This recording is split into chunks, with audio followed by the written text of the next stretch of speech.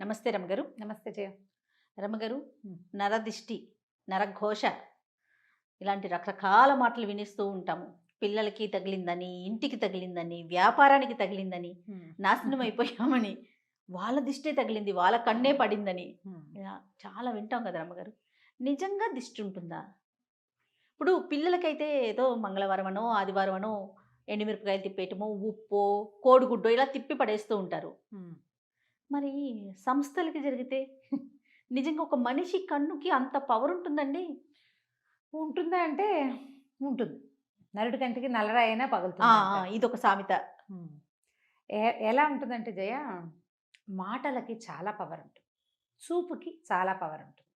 మనం సాధారణంగా ఏం చేస్తాం? ఈ ప్రాణాయామాలు అవి చేసేటప్పుడు అవునవును. కాన్సంట్రేషన్ పెంచుకోవాలంటే, ఒక గోడ మీద ఒక ఎర్ర చుక్క పెట్టి దానికేసి చూస్తూ ఉండండి అని చెప్తాం. ఆ! ఇది నేను చెప్పాను కూడా ఇదివరకు. చాలా మంది చెప్తుంటారు. పెద్దవాళ్ళంతా చెప్తారు. ఆ! ఆ ఓకే. పెద్దవాళ్ళ దగ్గర విని నేను కూడా చెప్తుంటాను. ఆ చుక్కకేసి అట్లా చూస్తున్నామనుకో, మొదట అసలు అది సూదిమొన పొడిచినంత చిన్న చుక్క కాసేపటికి పెద్దదవుతుంది. ఇంకా పెద్దదయిపోతుంది. తర్వాత కళ్ళంతా నిండిపోతుంది. చుక్క అంతే కదా ఉంది. మన కళ్ళకేమైనా పవర్ ఉందా? ఏం లేదు.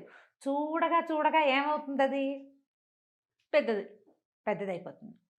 ఏదైనా చూసి ఎంత బావుందో, బావుందో, బావుందో అని పదే పదే ఇప్పుడు పిల్లల్ని ఎక్కడికైనా బజార్ తీసుకెళ్ళాం. నలుగురు మన ఫంక్షన్‌లకే తీసుకెళ్ళాము.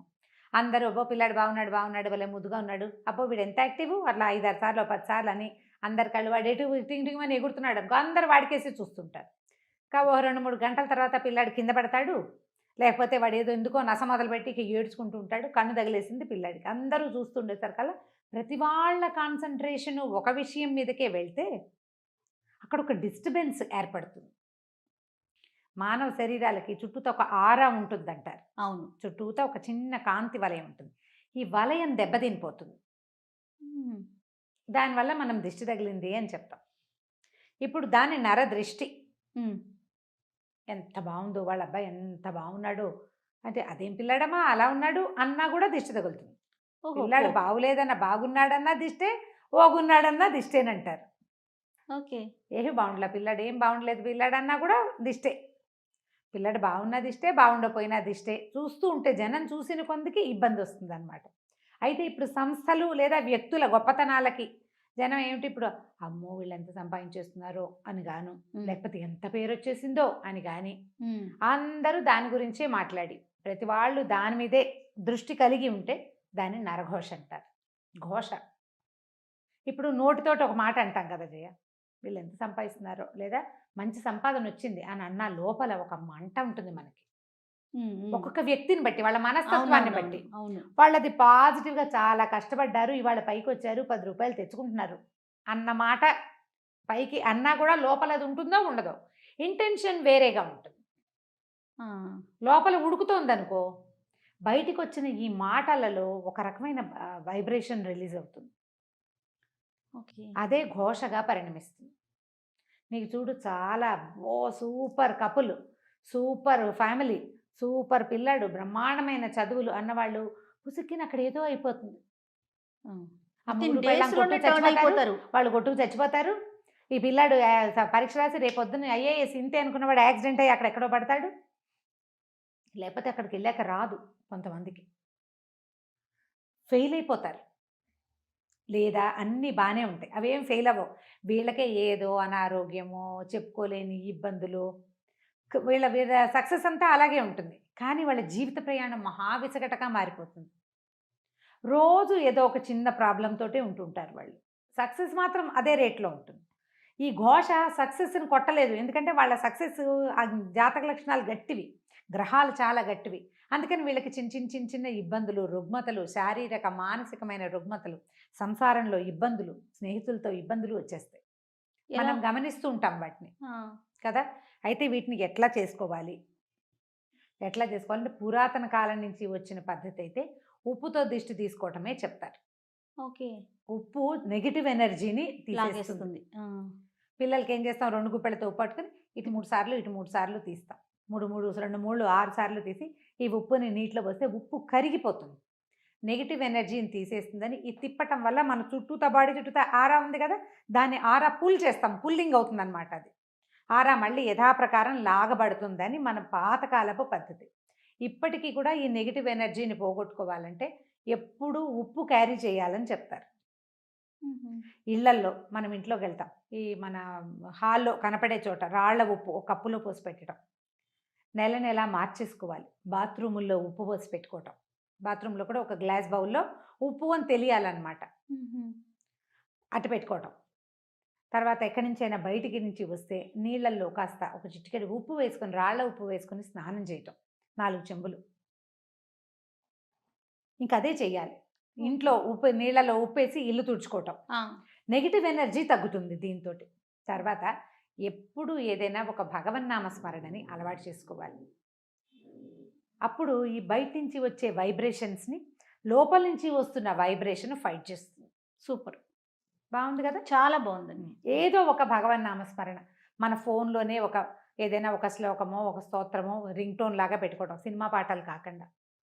మన ఫోన్లో అంటే ఇలాంటి పరిస్థితి ఉన్నవాళ్ళు గాయత్రి మంత్రం అని నేను చెప్పను, నేను దాన్ని అందరూ ప్రొనౌన్స్ చేయడం మీద పెద్దగా ఆసక్తి ఉండదు నాకు.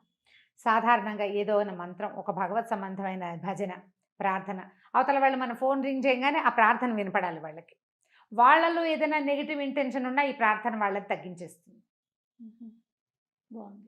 మనకు కూడా మనం ఇప్పుడు వాళ్ళకి అది వినపడుతుంది, మనకు వినపడేందుకు ఒకటి ఉంటుంది కదా రింగ్ టోను, అది కూడా ఏదైనా అయితే ఇప్పుడు ఈ భగవన్నామస్మరణ పెట్టుకున్నాం అనుకోండి, అది మధ్యలో కట్ చేసినట్లు అవుతుంది మనం ఆన్ చేస్తే. అవునవును. అందుకని అది చెయ్యకూడదని చాలామంది భావిస్తారు. 2 నామాలు పెట్టుకోండి, ఏవైనా పాటలాగా కాకపోయినా ఫుల్గా 2 నామాలు పెట్టుకుంటే అప్పుడు వాళ్ళకి అవతల వాళ్ళకి అది వినపడుతుంది, మనకి ఇది వినిపిస్తుంది. 2 రింగ్స్ వచ్చేసాక మనం ఆన్ చేసినా పర్వాలేదు, స్తోత్రం కాదు కదా. అవునవును. ఆ నామం పూర్తయ్యాకే ఆన్ చేయండి ఫోను. లేదా సన్నటి తంబురా శబ్దం పెట్టుకోండి. వీటి వల్ల ఏమవుతుందంటే ఈ ఈ వైబ్రేషన్ వల్ల అది కొంచెం తగ్గుముఖం పడుతుంది. ఉప్పు ఎప్పుడు పనిచేస్తుంది. ఇప్పుడు సంస్థల్లో సమస్య వస్తుంది, సంస్థల్లో కూడా ఆకుపచ్చటి చెట్లు, మనం ఇప్పుడు బోల్డెన్ ఇండోర్ ప్లాంట్స్ వచ్చినాయి కదా, ఆకుపచ్చటి చెట్లు, ఉప్పు రాళ్ళు, ఈ 2 ఎప్పుడు మనుషులకి లోపలికి వచ్చిన వాళ్ళకి బయటికి వెళ్ళే వాళ్ళకి కనపడేలాగా పెట్టించుకోవాలి. ఓకే. ఈ 2 చాలా కంట్రోల్ చేస్తాయి. నేనైతే గ్రీనరీ చాలా ఇష్టం నాకు. ఇప్పుడు ఒక దాంట్లోకి వెళ్ళినా కూడా పచ్చదనం మనకి బుద్ధికి నెగిటివ్ ధోరణిని రానివ్వదు. అవును అవును. ఇది చాలా బాగుంటుంది కదా. అక్కడి నుంచి లోపలికి వెళ్ళంగానే పోస్టర్స్ అవి ఇవి పెడతారా, అవి బాగా మంచి ప్రకృతి వనాలని వేటినైనా పెట్టడం ఆ పోస్టర్లని. ఏవో బొమ్మలు కాకుండా గ్రీన్ పిక్చర్స్ ఇలాంటివి పెట్టుకుంటే అదంతా కూడా నెగిటివ్ ఎనర్జీని తగ్గిస్తుంది. ఉంటాయి, ఇది లేదు అని అనడానికైతే వీల్లేదు. దాని ఎఫెక్ట్ ఖచ్చితంగా ఎంతో కొంత పడుతుంది. నమ్మం అనుకున్నారు మీరు, మాని నేను నమ్ముతాను, నేను చేస్తా. ఇప్పుడు ఒక గ్లాసులో ఒక కప్పులో ఉప్పు పోసి పెట్టినంత మాత్రాన ఏం నష్టం? అదే కదా, అంతేనా? మన ఇంట్లో 2 ఆకుపచ్చటి చెట్లు పెట్టుకుంటే మనకు లాభమే కానీ నష్టం లేదు కదా,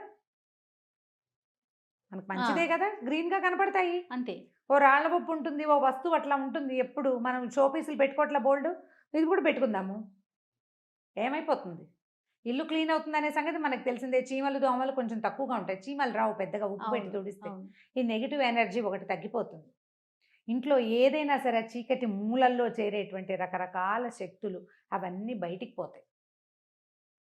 చేసి చూడండి, ఒకవేళ మీకు ఇలాంటి అనుమానం ఉంటే కనుక చేసి చూడండి. ఇంకా ఏవో కొత్తవి చేయొద్దు, మన పురాతన కాలం నుంచి మన ఇళ్లలో పెద్ద తాతమ్మలు మామలు చేసే పద్ధతే రైట్. ఇంకా పెద్ద పెద్దవి పెట్టద్దు, ఇంత మటుకు చేసుకుందాం, పనిచేస్తుంది బాగా. అది బాగుంది రమ్మ గారు, టిప్స్ మాత్రం చాలా బాగున్నాయి. అన్నిటికన్నా ఏదైనా భగవన్ నామస్మరణ అన్నారు చూడండి, అద్భుతం. అది మనకి మనం చేసుకోవటం అంతే.